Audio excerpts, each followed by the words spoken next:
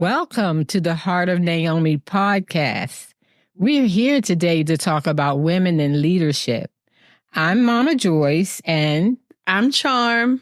And so just walk with us a little bit today as we delve into this subject of women in leadership. I'm sure you'll be able to take something away from this today. Yes. We both have had the opportunity to be leaders in our community and still are that today. And I think that we can share some things that'll be really profitable. What do you think about that, Sharmika? I think that's true. I've been leading at least since I was 15, 12. I could say 5 because when I was 5 when my middle sister was born. So I could say 5. Oh, my goodness. But I'll go ahead and say 12, leading outside the home in a formal environment. Okay. Yeah. How have you or were you introduced to leadership? I think unofficially in my family of 6, I was the person that they would say, get Joyce to do it. And so when it came time for us to get an allowance from my father, they would say, Joyce, go ask Daddy for the allowance because you know how to do it. And so I think that in that instance was me tasting leadership at a young age. Wow. And then it progressed from there. I've been in church ministry for the greater part of my life. And I've done things from being on the board to church administrator to heading a choir for over 20 years. Just some of everything. And my last position or latest position that I did, that's not true, really. I pastored for 9 years.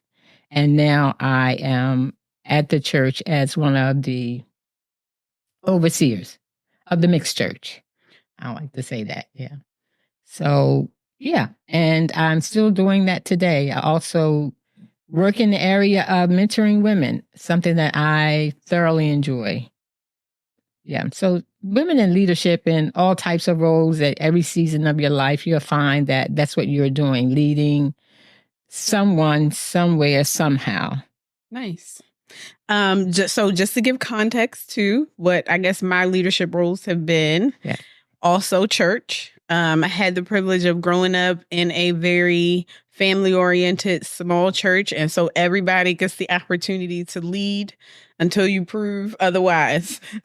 So I had the opportunity to do everything from counting offering. I don't even know if they tested me or anything like that, if I knew how to count, but counting the offering to teaching Sunday school classes.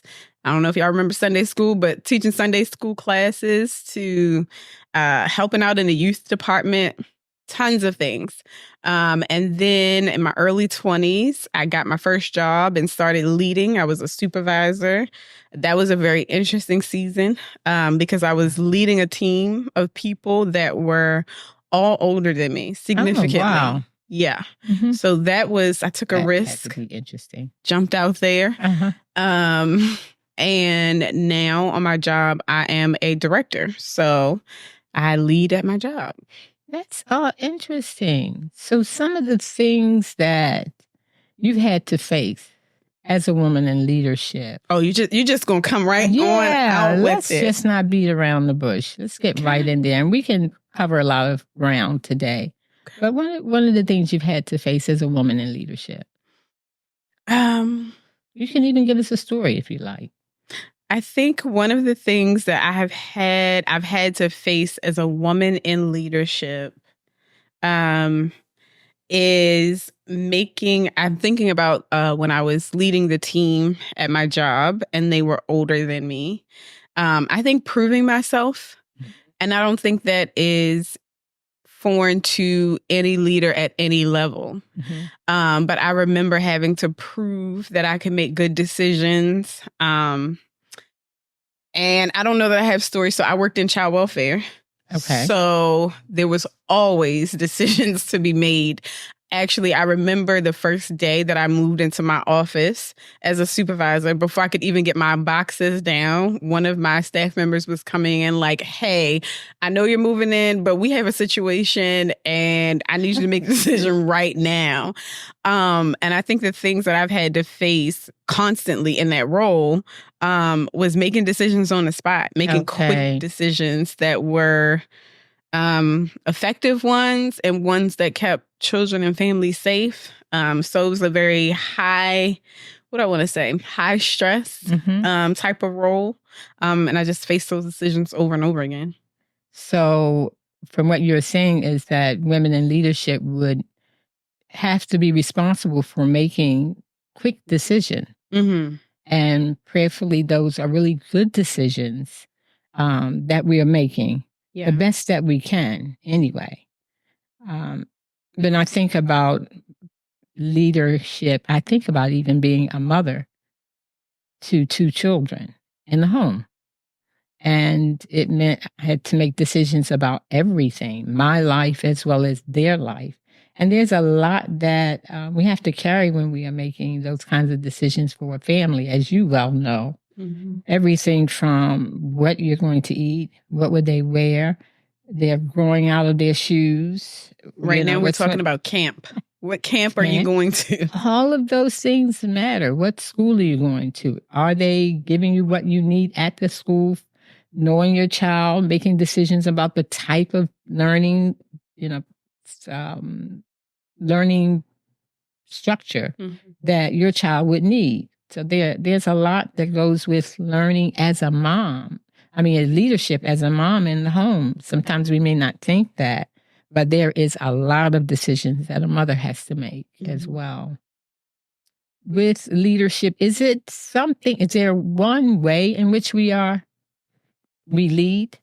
Is this pinnacle, this really type of leadership that we should all try to look towards being or grasping? I think a sane one is the first thing that comes to my mind. We should all be wanting to be sane. And I say that because leadership, because you're making decisions all the time, because sometimes they're quick decisions, because sometimes it involves high stress, I think maintaining your well-being, right, is really important. I'm being funny, but I know the question that you're asking. I think that there isn't a type necessarily that we should all be aiming for. I think you should be aiming to do the very best job you can with what you've been given, with your personality type, with the assignment that you've been given, whether it's a spiritual assignment or it is an assignment that you got from your job. I think the aim is, how do I influence the people that I'm leading to get everybody to the goal? That's so important. Yeah. To get everybody to the goal. Do you think it takes wisdom to be as... You didn't even let me get it out. Tons of wisdom. So, how so? Why so? Wisdom, we need wisdom to be a good leader. I think you need wisdom to be a good leader because there are factors that you don't always see. I think that you need wisdom because of the level of your influence. You know that it's not just going to be that you make a decision or you say something and it's not going to reverberate throughout that entire family, throughout that entire organization or the unit or whatever it is, wherever it is that you're leading. We don't just make decisions in isolation. I think we're always considering people's feelings and how they're going to respond. And you're trying to get to the goal. You're trying to get to the goal in the best way possible, without carnage, So exactly. I think that's why it requires a lot of wisdom. And oftentimes you have tons of personalities, some that are like yours, some that aren't. Absolutely. Yeah. I should be asking you, I think when we first got close, when you first started mentoring me, it was just before you started pastoring. Okay. And I got a front row seat of watching you pastor for 9 years, facing lots of decisions, lots of things happening. So how did wisdom play a role in that tenure of your leadership? I can say the wisdom, and I'm going to go here with it, the wisdom of God, and not just my own self wisdom, or me thinking this was the best decision to make. I knew I was in a position that I needed to ask God to show me how to do it. And I knew there would be, it was a process. Sometimes I would need to move forward, and then I would need to pull back. There were times I had to speak strongly, but then other times I needed to speak softly to still get the same thing done. It took wisdom to understand people and how to operate with them. Wisdom to move into spaces that I really would not be accepted initially, and not be turned off because someone didn't see me in the role in which I was in at that moment, but learning how to navigate anyway, because God lets us know He is the one that promotes us and sets us up and gives authority. And if you move in that will, in that way, people will eventually see the hand of God on your life.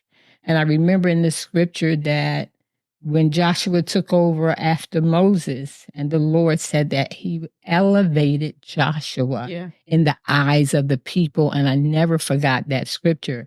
And so we need that kind of wisdom to allow God to elevate us, instead of us trying to take the role and saying the role elevates us. That's good. That's not true. It's the role is not what makes us. It's God that makes us and shows us how to operate and to flourish as well. Because it's Him at work in us. Hello. Listen, we have something exciting to share. Very exciting. We're excited. Okay, you guys, we're having a retreat. It's one of our favorite things to do, to come away, to be refreshed, to enjoy one another's company, to meet with God, and to encourage one another as well. Yeah, we want to give you a taste of that. So listen, do us a favor, click the link in the show notes. Let us know that you want to be a part. We can't wait to spend time with you. You don't want to miss this. Trust me, you don't want to miss this. Amazing things happen on retreat.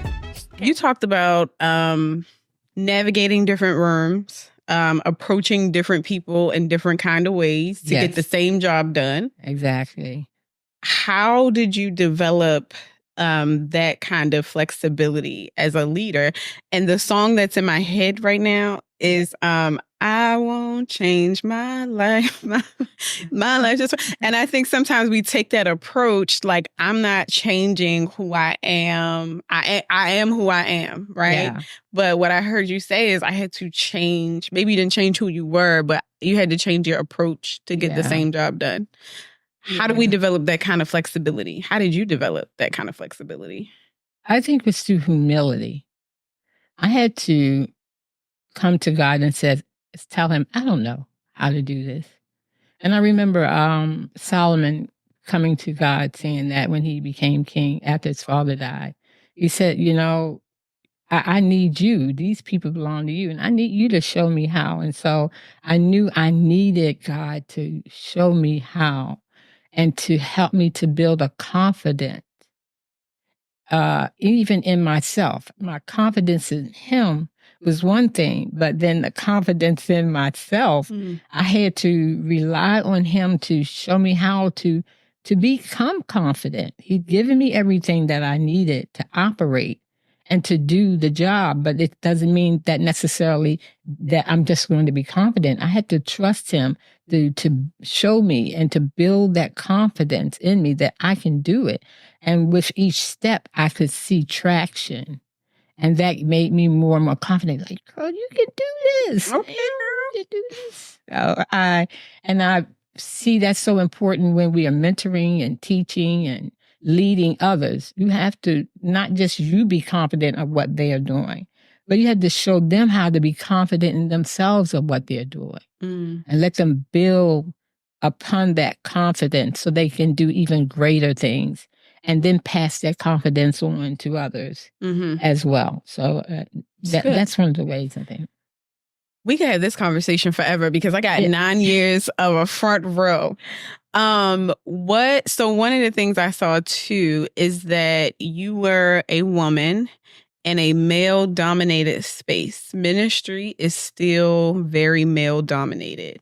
I would say so. I believe as women we have made some good inroads, but it still is. Yeah, I would say so. And so I got to watch you be in an environment as the senior pastor. You were not a pastor, you were the senior pastor. How did you, I have 2 questions. Okay, just go right ahead. Okay. So one of them is about how did you maintain your femininity in an environment filled with men, but you were the senior leader? That 2 things come to my mind, probably 3 things, probably 50 things, but let me start here. One of the things was that I like being a woman. I like the femininity of it. I like everything about being a woman. And so I'm confident about that part of me. I relish being a woman.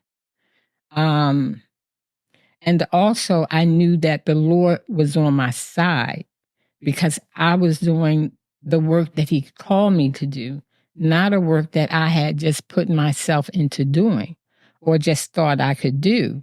So I knew he had my back, even though it meant that I had to work along with him closely and trust him, even when I didn't see it or have the skill set for it. Often I can say that I just showed up. And I say that often. I'll say that to you in the audience. Sometimes you just have to show up. God can do amazing things with us and for us, but if you don't show up, he can't do it that way. He needs you to show up. So showing up and then showing up, God would embolden me. I like that word, embolden. He would embolden me to stand in the place where he called me to be. And so there were times I did have to stand before a man that was not in agreement with the style of leadership that I brought to the table, or questioned the way I was doing it, or didn't want to be under my leadership. Wow. But I still stood my ground without being embittered and argumentative, because I didn't have anywhere else to go but with God, and that was forward. And so I spoke truth, and I spoke it in love, and humility took me a long way. And again, that humility also comes from God, because people say the wrong thing on the wrong day. Anything can happen. Anything could happen. Yeah. I think one of the things you that came to my mind when you were talking, you said that you knew God had called you. Yeah. And I think for those that are listening and we are occupying leadership roles, something to reflect on is, has God called us to that particular space? Absolutely. Right? Because if you are a woman and you're leading, it's a heavy weight to carry, whether you're leading at home, whether you're leading in the marketplace or in ministry. We don't want to just be carrying things that God didn't give us to carry. Absolutely. Absolutely not. And especially in ministry. So the call to me is important, that we ask God, is this where you would have me to be? Who said that was in the wine press? Gideon. Yeah. And the scripture speaks about it. And Gideon just didn't have the confidence for the job that God was calling this man. He said, if you make it wet, I'm here. Yes, he came about saying, but if you do this, I know it's you. And if you do that. And I think it was the angel that came to him that said, Gideon, thy mighty man of valor. Wow. And I see that as God saying that, calling us by our names and saying, woman, the woman this mighty woman of valor that I have called. So we let him call us by our name for who he has named us. And then we answer to the call. And I think that was one of the things, is that knowing that God has called you to something. Yeah. He's called you to something. You have a specific skill set, ability, experience. You have that. And so God has called you to something with those skill sets and abilities and gifts that you have. Maybe the season right now may be rearing your children. But rearing children is important because we are rearing future leaders. Mm-hmm. So that's as important as sitting over an organization of thousands.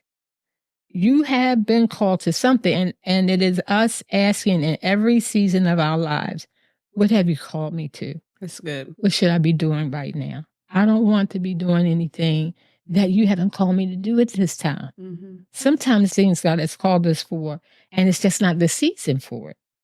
Understanding, knowing this is the season. That's why the intimate relationship with the Lord is so important. It saves us time, energy. It helps us to say yes, and to making sure that what we are doing is for that time that we're in. Yeah. So the call was, if I can share this with you very quickly, I was church administrator, and I was one of the ministers there. And so that was work that God had called me to. That's a whole nother thing, how God called me to it. And anyway, I was, my mother wasn't feeling that well, and I came from someone's funeral and walked into her bedroom.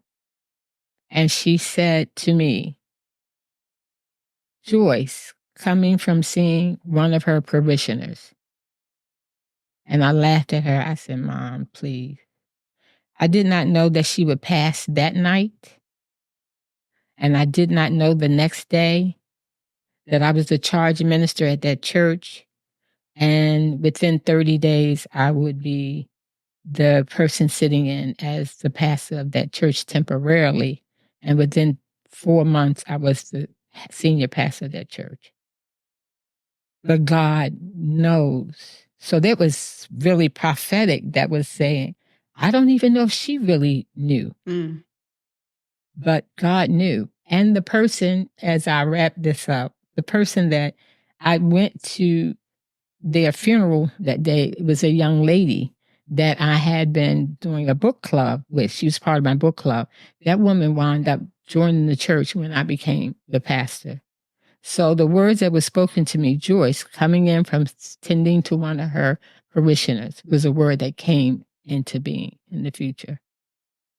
I think this conversation deserves a part 2. Okay. We might have to have an episode 2 of Women in Leadership, because I need to reflect on the rest of the story. I think we need to hear the rest of the story. I think so too. So we'll look forward to it. Okay.